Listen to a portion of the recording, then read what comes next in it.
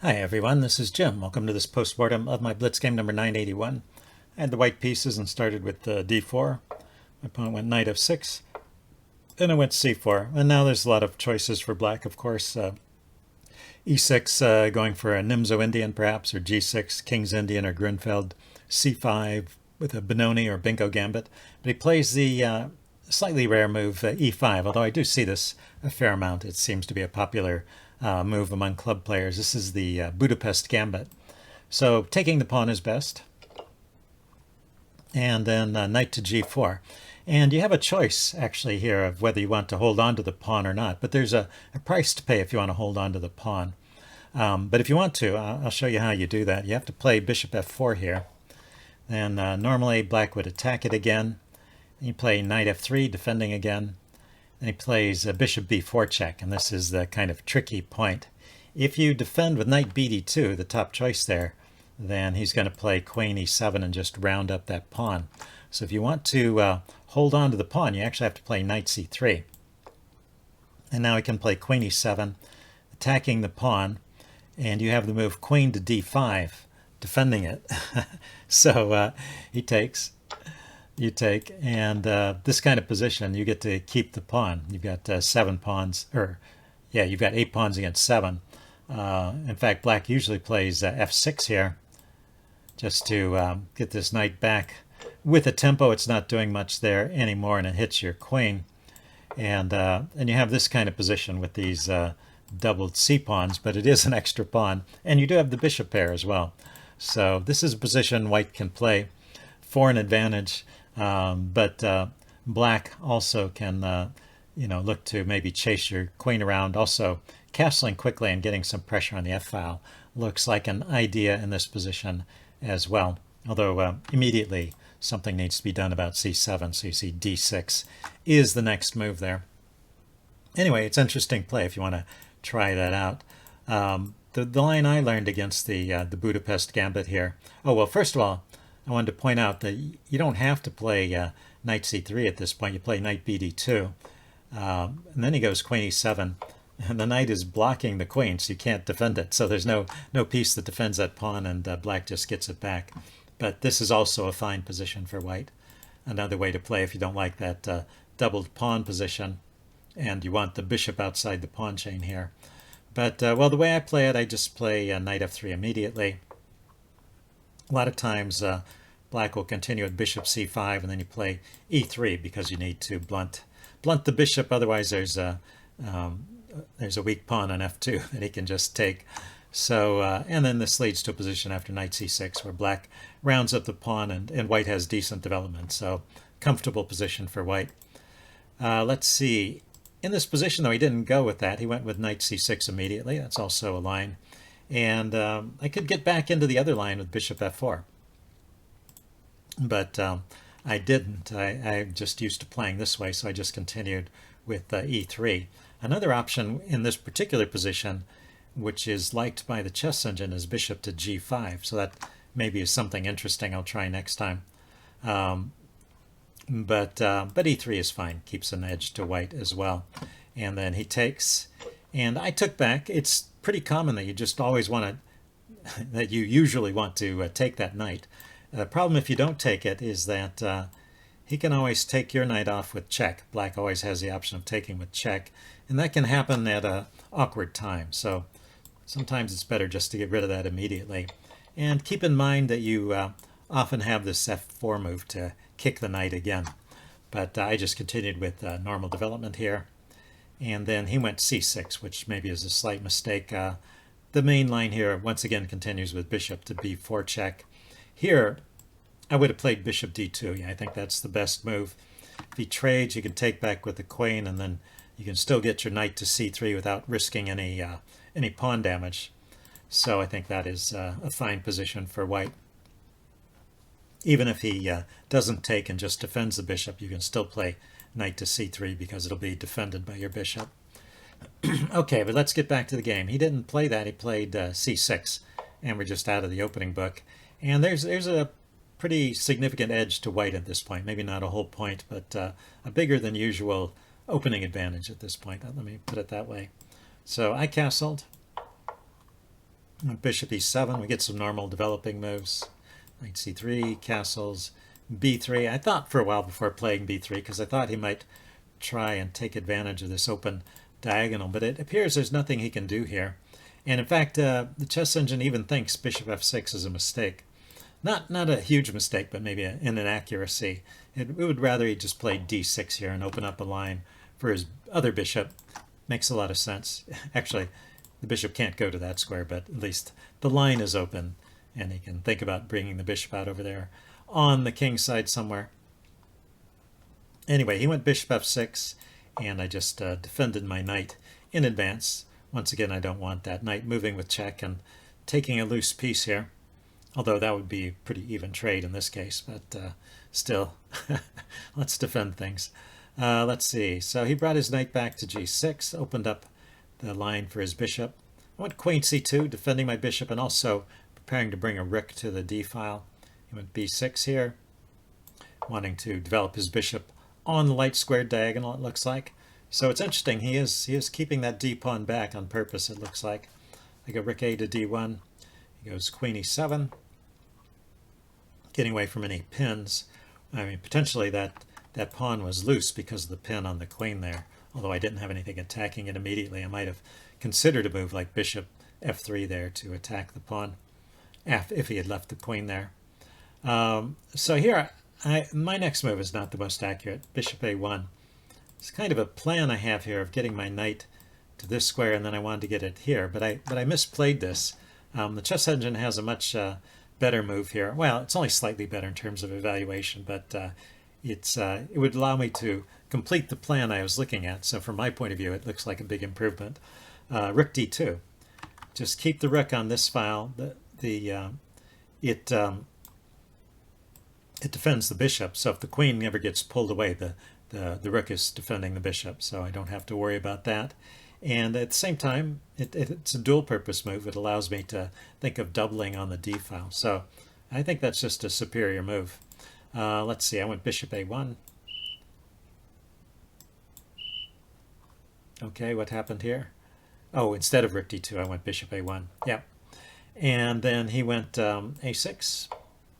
I went knight to e4. So this is continuing with the plan I had thought of, but of course I played that too quick. He can just trade and attack my knight, and my rook has been pulled away from defense of or from looking at the d6 square, which is where I planned to move my knight to when he kicked it.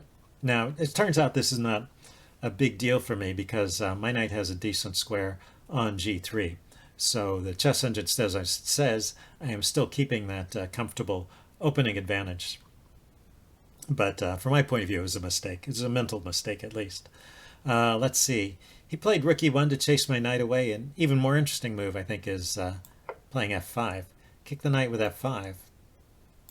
Because that opens up the possibility of playing f4 at some point. Maybe after black gets some more pressure on the e file there, he can play e4 and well, I guess as long as the knight's protecting the bishop, that's going to be hard. But he can maybe disrupt my pawn structure here around my king. Anyway, he didn't do that. He went after my knight with this move. But it's also a good move because it forces me to do something about the knight immediately. I did think about just defending it there, but I didn't like the looks of that pawn structure. It would leave me with this weak e-pawn behind the knight. Probably would lose pretty quickly. Well, I would lose a pawn at least. He chases my knight away and takes on e6 with check. That would be pretty awkward. Although the knight could go to g3 to defend the bishop, so I just would lose the pawn, I guess. Anyway, I played the move knight to g3, just got it back. But I have improved the position of the knight, bringing it over here to the king side. So that's why it wasn't such a big deal to have played this way, and why it's not considered a big mistake by the chess engine. Anyway, he finally goes d6, opening up a line for his bishop. I go rook a to d1, and now he goes bishop to e6. And that is another slight mistake from black. Although it's interesting for both sides, actually, that neither of us play any big blunders for quite a while in this game. So a pretty well played game. But bishop e6 was not liked very much by the chess engine. It's like a series of small mistakes for black are gradually resulting in a worse and worse position for him. So rook to b8 is what's recommended here, but there were other moves that were good too. Rook to d8. There's actually kind of a specific problem with bishop to e6, and it has to do with this move that I played, f4. It's because it gives me a couple moves with tempo. I guess that's the reason why that's a mistake, because now I've got this threat of forking the two pieces, and he has to make another move to deal with that. Bishop goes back to d7, and then I get my other pawn to e4. And now I've got a pretty good clamp on the d5 square, and he's got this d pawn. He'd already played c6 earlier, so he's got a pawn on d6 that can't be defended by another pawn. He has to defend it with pieces. And maybe there's no way to defend it at all, because at this point the chess engine is giving over a 1-point advantage to white. So I think I win the pawn, plus I have a better position. Let's see, he dropped the knight back. It's just interesting that I managed to get to that without any huge mistakes from black. Let's see, I go bishop f3 here. He goes rook a to b8, getting off that diagonal. And I go queen d2. And at this point, I'm threatening to take that pawn. And there's no move that black can play to defend it. So he played f6. The chess engine would play with b5. But this also leads to me winning the pawn and just being a pawn up with more pawns in the center. But maybe there's a weakness over here on the a file that black can exploit. Maybe that's a little better than f6. Anyway, I grabbed the pawn at this point. Excuse me, grabbed the pawn. He traded queens. Then played c5. And I played rook fd1. I was looking to put pressure on his bishop there, keep his knight tied up, defending it. And maybe even threatening to win two pieces for a rook. But it turns out e5 is a much stronger move here. Not so easy to see because it looks like it's losing a pawn on the surface. I was thinking about the c5 move. It's a desirable move in general because it opens up a diagonal for the bishop. Maybe I could go to this square and get a nice check against his king. So it's the move you want to play. But of course you have to calculate it out correctly. And there's actually a tactical point here, which is pretty clever. So he takes, let's see, I don't take back immediately, but I play check. He moves to the side. Then I take back, and he grabs the pawn. So at this point, it seems like black has just won a pawn, right? And so unless I have something here, I probably shouldn't play that way. But it turns out there's a really good move for white here. There may be more than one if you find a different good move. That's understandable. But there's one the chess engine found that I particularly like. So yeah, why don't you think about this position for a while and see if you can come up with it. And pause the video here to get some more time to think about it. Okay, I'm giving the answer away now. The cool move here is rook takes b6. So you can look at that position for a while and see if you can figure out what's going on. The point is that black's rook on b8 is overloaded. He can't take my rook, so it's just a free pawn. I can grab that. Plus I'm threatening to take his rook. He's going to have to move it away. And the problem is that the rook is needed to defend his knight. If he takes my rook, I take his knight, and that is simply checkmate. So anyway, that's a strong move. There's another tactic that, if you thought of it, it's interesting, but it actually backfires. So I don't know if you saw this, but it's tempting to play this move because you are removing a defender with check. Right now the knight is no longer defending the bishop, but the bishop can't be taken because if you take it, this leads to mate. He's got his two rooks ideally placed. Let's draw a line there. And so even if I block with the knight, he can just take it off. And I am getting mated there. So in this position, I can't take the bishop. So it's not so simple. Maybe this is still good for me. I just need to make sure I don't get mated.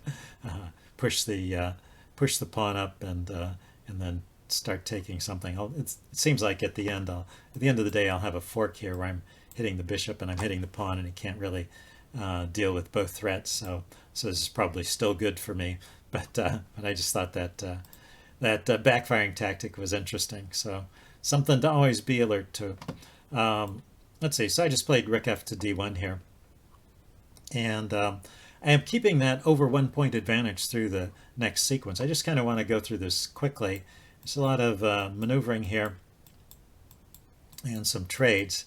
I actually pick up another pawn, but I wanted to get to the next kind of critical moment in the game, which is this one. This the knight maneuver was kind of cool, I thought, but it's this maneuver, it's this point here where he blocked with the knight. This was actually the first move in the game that the chess engine thought was a blunder. So all the other moves were slight mistakes or inaccuracies, but this move seems to be an actual mistake. But even if black plays the best move here, which would be rook to b1, just want to show this, seems to be a position that I'm still winning. So I could go either to f2 or to h2. He could take the bishop off with check and put his rook behind the pawn. That's what the purpose of that maneuver was, to get the rook behind my passed pawn. But I do have 2 extra pawns here, and they're both passed. I have 2 passed pawns, and I don't think he's going to be able to stop both of them in the long run, although it'll take some careful maneuvering to get one of them through. But the king and pawn endgame is just winning for me, so he can't afford to, for example, trade rooks to win this pawn, because I'll win with this outside passer. So probably a winning endgame for me. But knight to d7 makes this a little bit easier. Let's see. The best move here is not bishop takes. Apparently it's rook to c1 immediately, but well, we'll see that idea pretty soon. I took first a rook to c8, and then I played rook to c8. And I'm not just threatening to take the pawn, but I'm also threatening to come here to c7, which wins the rook, or forces a trade here, which is favorable to me. And he makes another mistake here by grabbing the pawn and letting me continue with my plan of rook c7. Probably should try king f7. Now let's back up. He probably should try king f7. And I can grab here. We'll just show this. He can bring his king over. I can hold on to both pawns. Now we can grab, but I can start pushing the c pawn forward. I have to give a check first to chase his king back. And then I can push the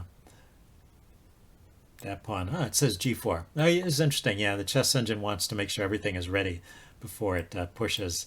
Finally, it pushes the c pawn. So this g4 move keeps these pawns in check. So it takes away tempo moves from black, and this should be a winning rook and pawn endgame. Although you still have to play carefully here.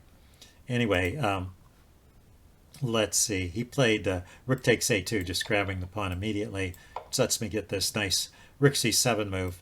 And now there's no stopping me from getting a queen here. I guess he was counting on the rook coming back to the back rank, but of course you have this trick here, the pawn defending the rook on the back rank, and he can't stop me from queening, so he resigned.